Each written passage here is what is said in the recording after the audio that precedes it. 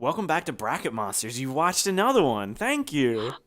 This is great. We're so happy to have you Ah, back. it's nice. You just came. I mean, I thought we were just doing this for us, but you're here also. This is great. Thanks. Thanks for. I mean, it's. I suppose you wanted to know the definitive, objective truth about which Pokemon game is best, and we're here figuring that out. So, Or you like brackets? yeah, or you like brackets, but what's up? As we talked about before, this is our bracket here. And in our first episode, we did the Game Boy Color bracket. If you want to see how that turned out, check that out. We'll be updating this bracket with the championship rounds soon. But now let's head to the GBA region here. This is actually a pretty sparse region. Yeah. So yeah, we got some strong games here though.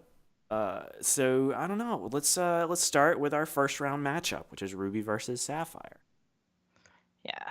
Danny, what Okay, are the so, exclusives? well, in this generation, things got a little less complicated. They had fewer exclusives you had to worry about. So in Ruby, you had Seedot, Nuzleaf, and Shifttree. You had Maw Isle, you had Zangoose, you had Solrock, and you had Groudon. And then in Sapphire, you had Lotad, Lomber, and Ludicolo. You had Sableye, you had Seviper, you had Lunatone, and you had Kyogre. Now, Jenny, let me ask you this: Uh-huh. Do you have any attachment to any of those that aren't the legendaries? I don't even have any attachment to any of the legendaries. Oh, What about you? that is brutal. Um, This is not one of my favorite Pokemon generations. I think that's maybe fair. Um, Mhm. we'll get to the superior version of these games in a moment, right? But here Yeah. we are.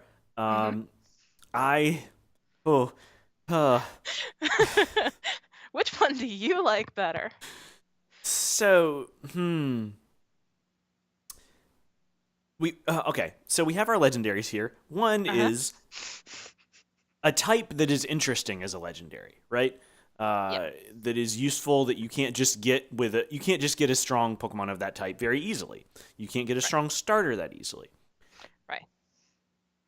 But also it's very limited in usefulness, and also if your opponent has the other one, you're dead.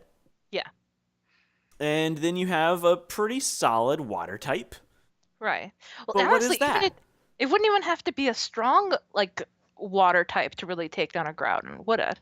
No, no. In fact, it's not really fair. I don't really know what they were thinking there. It's like, I mean, we could make I don't know. So it's hard to say because having a Mhm. strong ground legendary is interesting. Um, Yeah. We don't see that very often. I mean, do we want to talk about Soul Rock and Lunatone? Is that worth talking about? It feels like we're Uh, gonna have that conversation later. I, Uh, uh, yeah. right. I mean, Uh, do you have any preference between these two at all?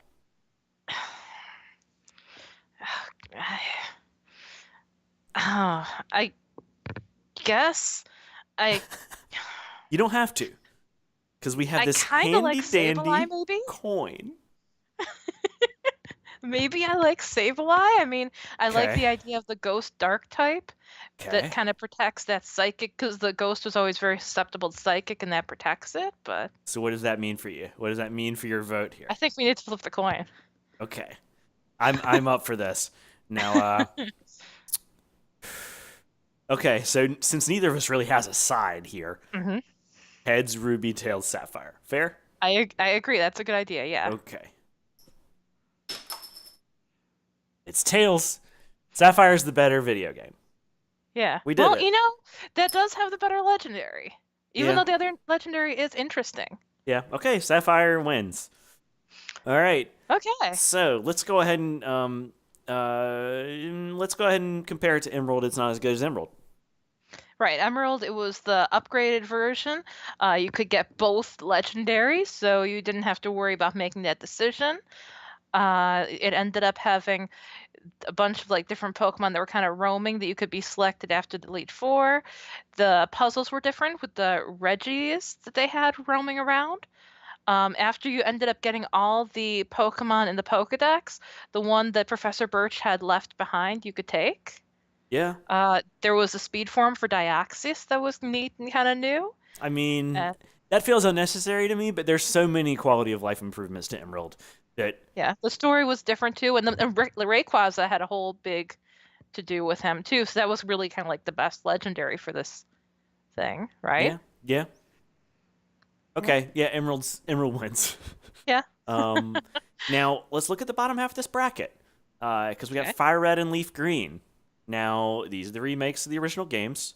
hmm What are we looking at for exclusives here? Okay, so there are a lot of game exclusives in this one because it's taking into account the whole new generation extra Pokemon that you end up having. So in Fire Red, we have Ekans, Arbok, Oddish, Gloom, Vileplume, Psyduck, Golduck, Growlithe, Arcanine, Shelder, Cloyster, Scyther, Electabuzz, Bellossom, Wooper, Quagsire, Murkrow, Quillfish, Scyther, Delibird, Skarmory, Elekid, and Deoxys attack form. And then for the Leaf Green, we have Sandshrew and Sandslash. We have Vulpix and Ninetales.